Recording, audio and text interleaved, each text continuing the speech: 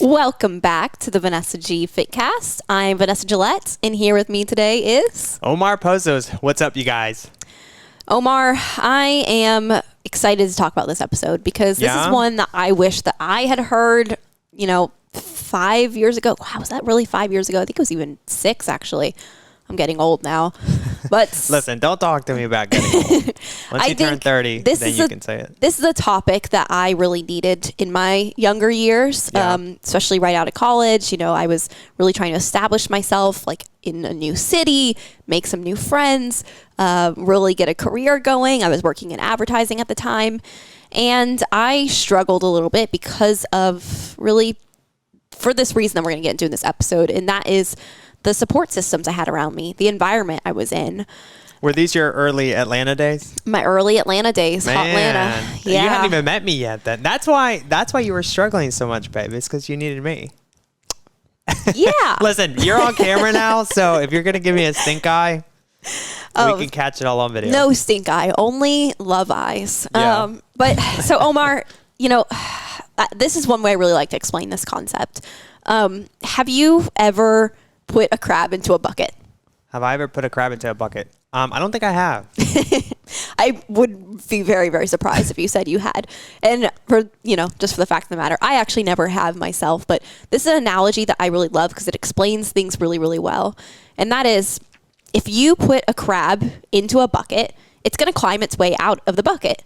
But if you put multiple crabs into the same bucket, the crabs are totally fine. You don't need to put anything on top of the bucket to keep them in because guess what? As one crab starts to try and climb its way out of the bucket, the other crabs pull it down.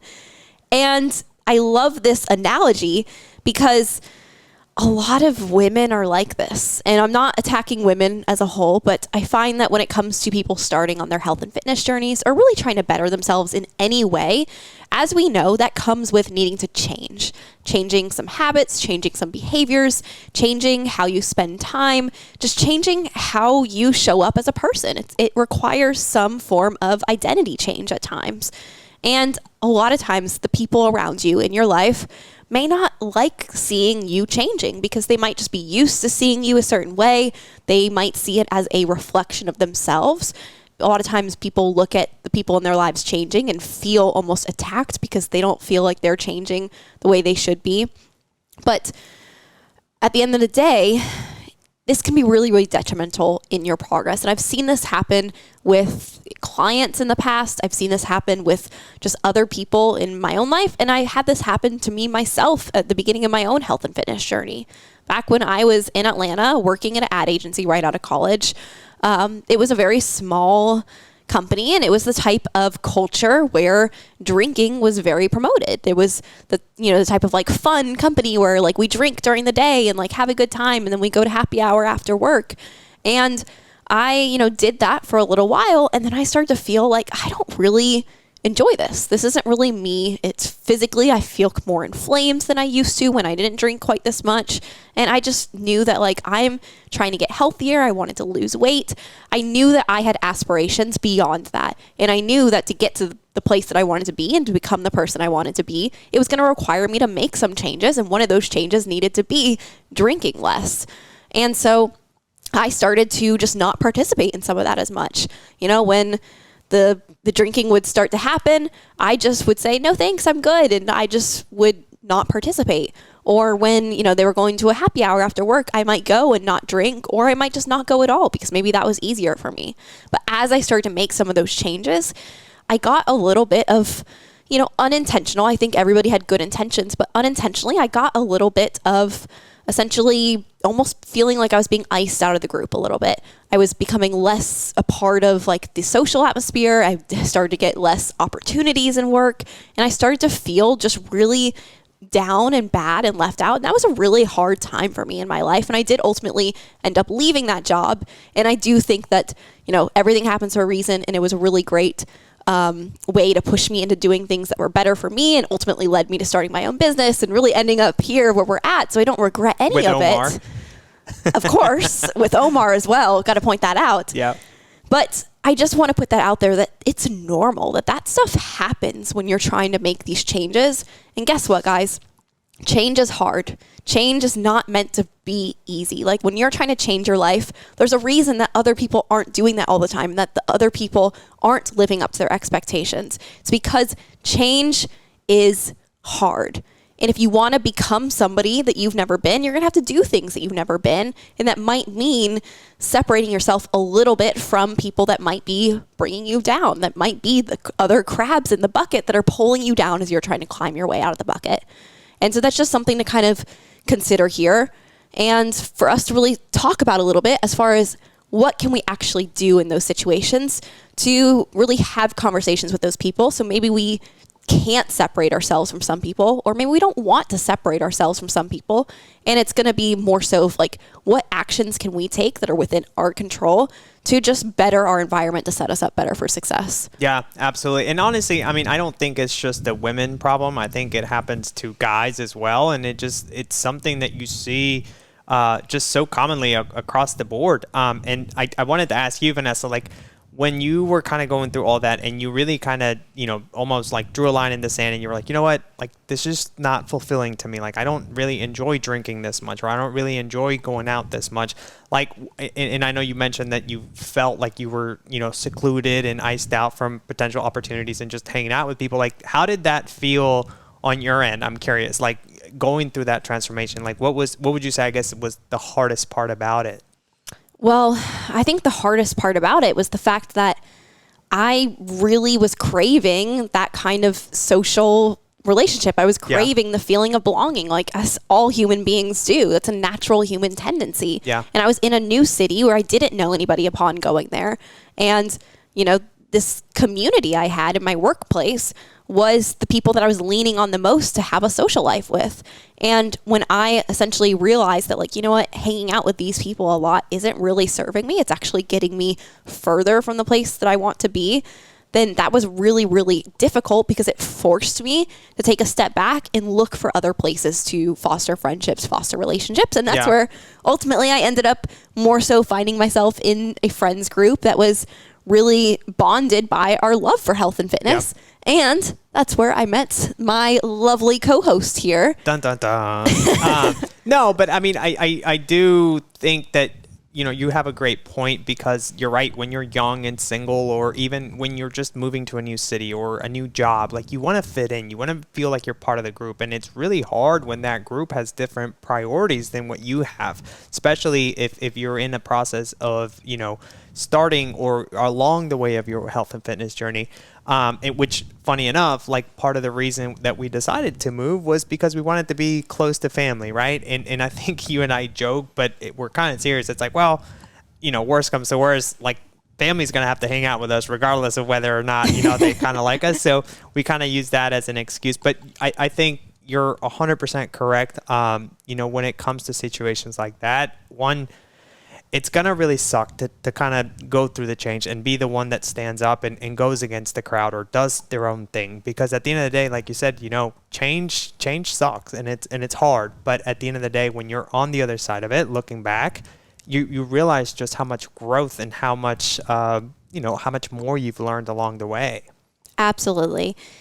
And so, we don't ever want to get to this place to where we're surrounding ourselves with people that are just bothering us and are causing us to feel like resentment towards them, and then ultimately making decisions we don't want to make, which cause us to feel almost shame about ourselves.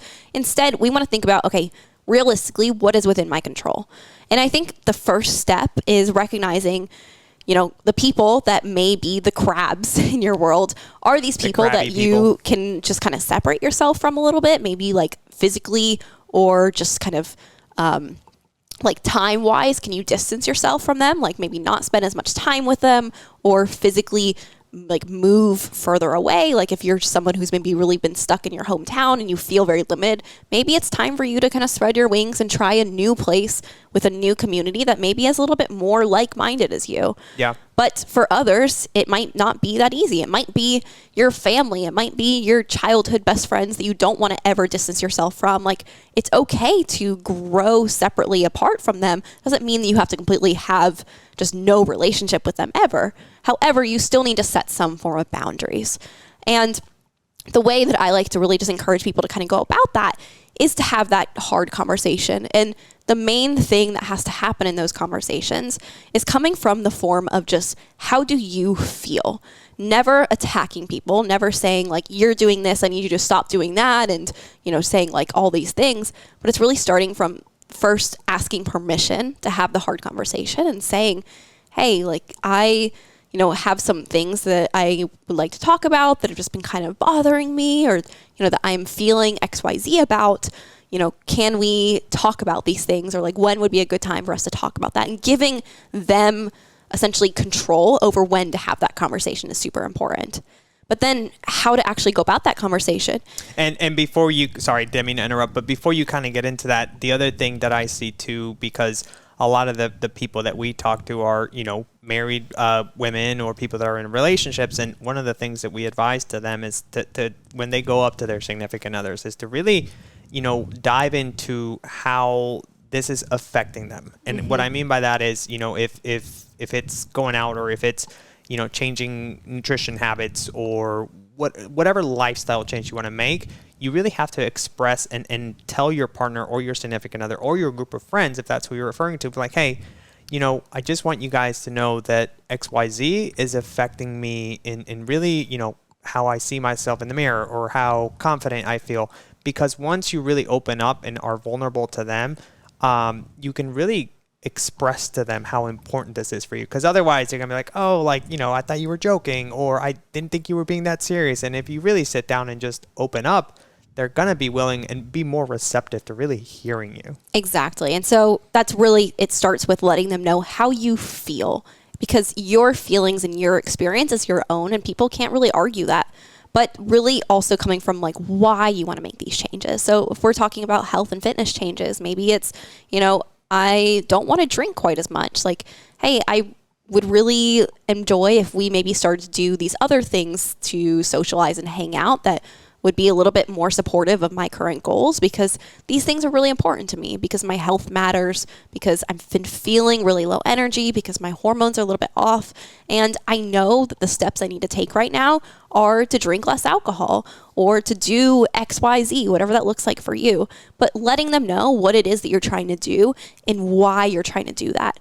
And once you explain that, then letting them know how they can support you within that, and making it very, very simple, because we can't control other people's actions and behaviors, but we can at least let them know what that would look like for you and spell that out for them, because that helps give them kind of that first step of like, okay, I know how I can support my friend. I know that I care about them and that this is what they need.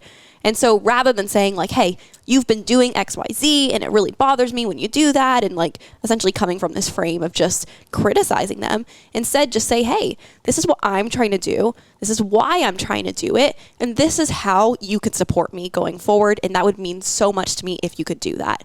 And that alone, it creates a safer space. It's not attacking, and it just helps them see what they can do to support you. And people can't support you if they don't know how to support you. Yeah, that's that's what it comes down to. It's like you can't expect to be supported if you don't tell people that you need help, or you put yourself in this position to where you can have these hard conversations. And at the end of the day, like I want to really emphasize this. Like, this is not an easy conversation to have. This is not something that, like you guys can be listening or hearing us now and or watching us and say, hey, easy for you to say, Omar, because, now you have all this experience, or you work in the health and fitness industry, like that's your job. But the reality of it is, I didn't always, work in this industry. Like, I had a 9-to-5 office job with friends that like to do other things that I like to do. And when it came down for me to really make a conscious effort to start doing the things that I wanted to, what I tried to do was I drew a line in the sand and really said, what is the new identity that I want to have, or who is the person that I want to become? And, with that new identity comes new priorities. So if for me, me being a fitter, healthier version of myself was really my new identity, then I had to prioritize what would get me to that end result. Because at the end of the day, there's the you that, goes out and, drinks and really doesn't pay attention to what they put into their body. There's the you that goes out and maybe spends money on stuff that isn't helping you to where you want to go. But at the end of the day, like I said, if you draw a line in the sand and you're true and honest to yourself, then you can really start implementing some changes. And it doesn't have to be all by yourself. Like you said, whether it's, with the help of a friend or, family, whatever that might be, really encouraging you to push yourself and become the best version of yourself is really what got me to where I am now. And, the progress really never ends. The work never ends. It's a constant work in progress. At least for me, it is. Yeah, absolutely. And then just remember too that, this is the modern world where we can create the connections and the supportive system we need, not necessarily being like actually in the location that you're surrounded by these people. Yeah. And that's what so many of our clients do. That's what we've done, where we have friends within like our health and fitness kind of atmosphere from all over the country. And we might not be located next to them, able to necessarily like hang out every day, but we foster those relationships, and that helps us continue to create the life that we want to live. And our clients do that as well, where we have this community. We have our upcoming in-person retreat, and like people are able to create. I'm so excited for that, by the way. I know, me too. But like people are able to actually create these relationships and potentially foster the friendships that they might not have in other places of their life. And so, yes, sometimes that does require you to have to like pay money to step into the groups. I've spent so much money on masterminds and different things where I can put myself in the room and surround myself with the type of people that are going to lift me up instead of pull me down. But yes, I had to pay money to get there, and that's often what people have to do. But the people that invest in themselves are going to find themselves around other people who invest in themselves. And by default, you're going to end up getting pulled up, because that type of person who recognizes their value and invests in that, that's the type of person that is growing and is changing in good ways. So if you want to change, you want to better yourself, really you need to just audit your environment, see who you're spending your time with, and ask yourself, how could I take tiny little steps to get into a place where I can do that? And, having a coach guide you through that process as well, as far as how to have the tough conversations and how to manage your environment, is also really, really helpful at the end of the day. Yeah, I mean, it's about working smarter, not harder. Exactly. Yeah. But I hope that this episode was helpful for somebody out there who maybe is struggling with these things now. And if you want to talk more about this, my DMs are open. I really do enjoy having these conversations. I have these on a daily basis with our clients. And, if you're looking for more of a community where you can get more tips and resources and support on your health and fitness for completely free, dive into our free Facebook group, which is linked in the show description, and you'll find tons of free tips, resources, downloads, guides, all the things you need to really get started on your health and fitness journey, and to help yourself start being held accountable and find like-minded people as well. Yeah, and my favorite part about that group is the fact that, some people right off the bat are like, hey, I'm just here to make friends. I'm just here to learn.